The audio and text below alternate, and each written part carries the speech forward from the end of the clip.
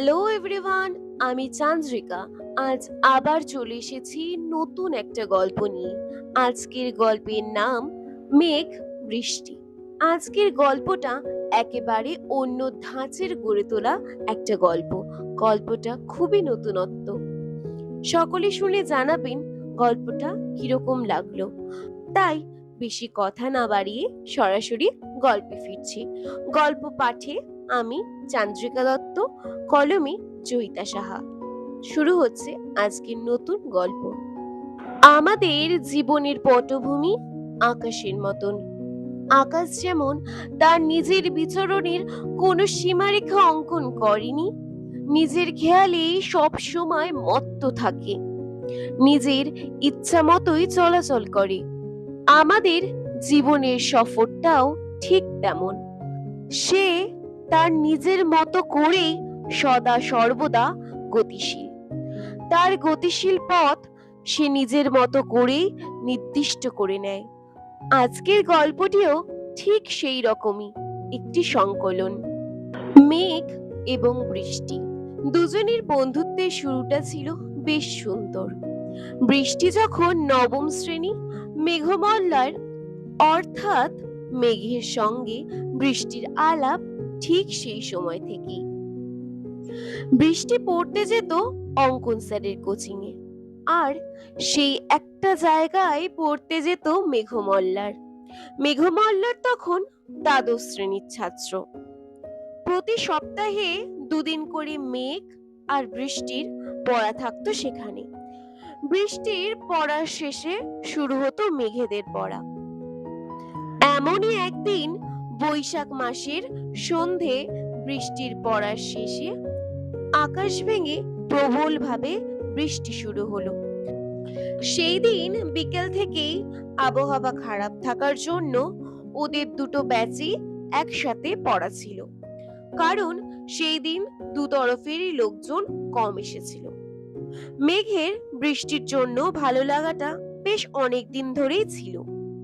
সে অনেকবারই বৃষ্টিকে দেখেছে। ওদের পড়া চলাকালীন রুমের বাইরে পড়া শুরুর অপেক্ষায় দাঁড়িয়ে থাকতো, তখন সে বৃষ্টিকে দেখেছিল। বৃষ্টি বেশ মিষ্টি শান্ত স্বভাবের মেয়ে।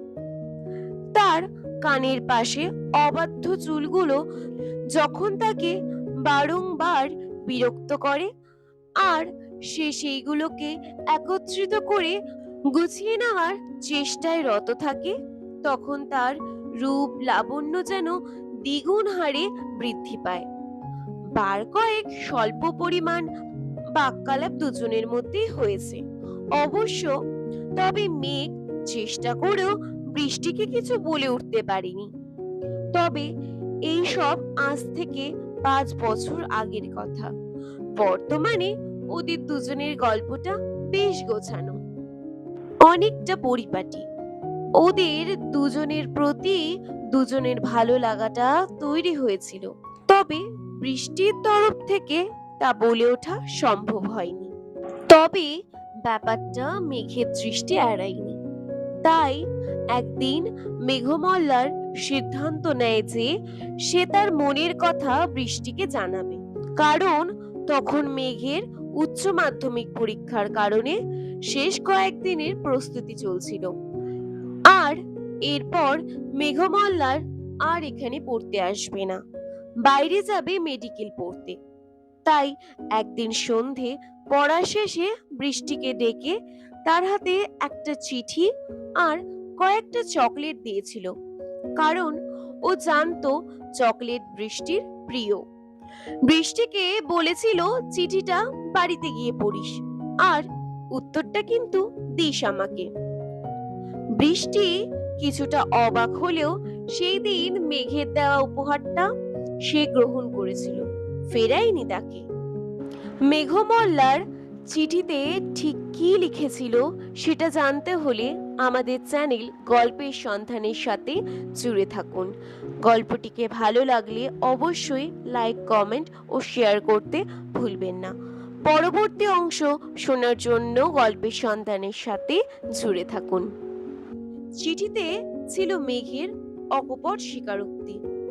ভালোবাসি রে তোকে। তুই কি আগামী দিনগুলোতে আমার পথ চলার সঙ্গী হবি? হাতে হাত রেখে পথ চলার দোসর হবি আমার? বৃষ্টি চিঠিটা পড়ে বিমুগ্ধ হয়েছিল। সে মনে মনে এটাই ভেবেছিল যে একটা মানুষ কি করে এতটা সহজ সাবলীল ভাবে অকপটে তার মনের কথাটা অপর দিকের মানুষটাকে বলে দিতে পারে। কতটা সহজ সরল মানসিকতা হলে এটা সম্ভবপর হয়। সেখান থেকেই তাদের দুজনের একসাথে পথ চলা শুরু। তারপর তারা নিজেদেরকে নিজেদের মতন করে গুছিয়ে নিয়েছে, একে অপরের হাত শক্ত করে ধরে। আর বর্তমানে তাদের বিবাহিত জীবনের 5টা বছর। এখন তাদের সাথে আরো একজন সদস্য যুক্ত হয়েছে, তাদের একমাত্র মেয়ে নীলাশা। আজ নীলাশার 3 বছরের জন্মদিন। সেই উপলক্ষে তাদের বাড়িতে একটা ঘরোয়া অনুষ্ঠানের আয়োজন করা হয়েছে।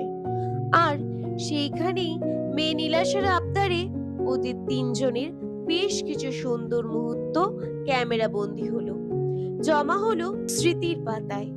পুরাতন মুহূর্তের সাথে কিছু নতুন মুহূর্তের সংযোজন।